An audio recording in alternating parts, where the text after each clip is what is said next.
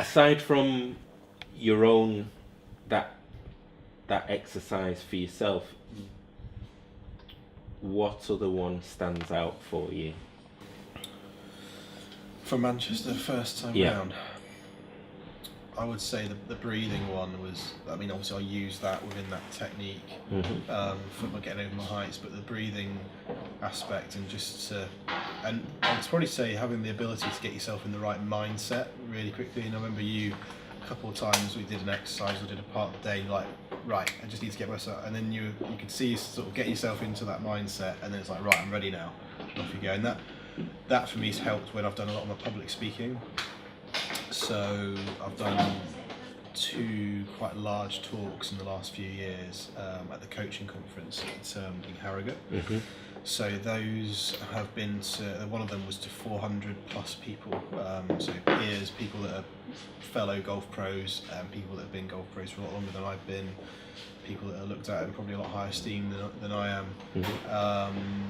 And yeah, I had to do a talk for, I was on there for about half an hour, which I'd obviously talked for half an hour before in front of golf club members, but not to 400 people that know just as much as me, and some of them a lot more than I do. So that was pretty cool, and part of the tools helped. I remember you called me before it. Yeah. About 30 minutes before, and I think that's the beauty of our relationship, how we've worked over the years. I've always said, in moments, whatever those moments are, pick the phone up, and I actually was, I think it was at a football club. I remember seeing your number. I left it, and then I just said, text me, and you said, I'm going on stage in 30 minutes. Can we have a... Yeah. Well, you know what it's like. You just sometimes need a reassuring voice, because I think when I got there, and I was absolutely cool getting there. I thought, I've got my little keynote speech ready, and keynotes Apple PowerPoint sort of thing, and that was all done. And I'd got there quite early because I've been asked to get there because the techie guy needed to load my stuff up onto the software, because it wasn't just one screen. There was, I think, 6 screens, and I was mic'd up, and it was all around the room. And then I got there, and it's like, there's quite a few seats in this in this house, So I was stood on the stage and I was doing mic tests and stuff. And then I thought, this is, I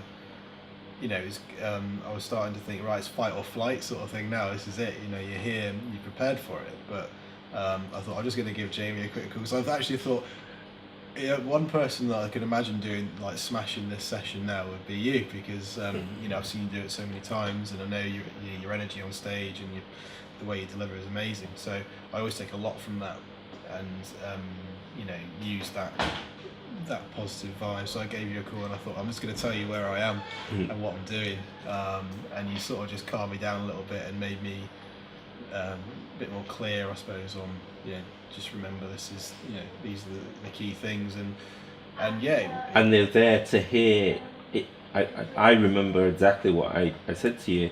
I said, then it's more important how you say it than what you say.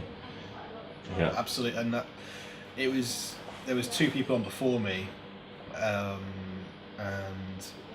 remember thinking to myself the whole time, it's like, their tonality and things like that, which just weren't the same as what someone like you would have done.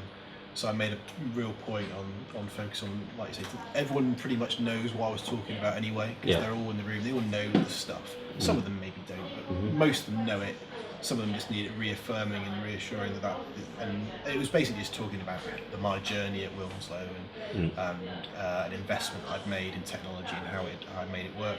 So everyone knew the content anyway, it was just my spin on it, but I wanted to make it powerful and deliver it in the right way so that it made an impression. I had loads of, obviously it went really, really well, absolutely loved it, and I was up there for probably a bit too long, which is always a good sign. You've not got that from me. Never got that from me. And I've forgotten the guy's name now. I thought Peltz was on. Dave Peltz was on, and he actually commented on my speech and said, that was really good. And he actually picked up on it on his keynote speech, because I was directly before him. and he actually picked up on it and spent a little bit of time actually saying, Matt was just on, picked up on a couple of things there, so that's some really good ideas there. One that I'm actually going to use myself. So it's like, Dave, I'll send you the bill.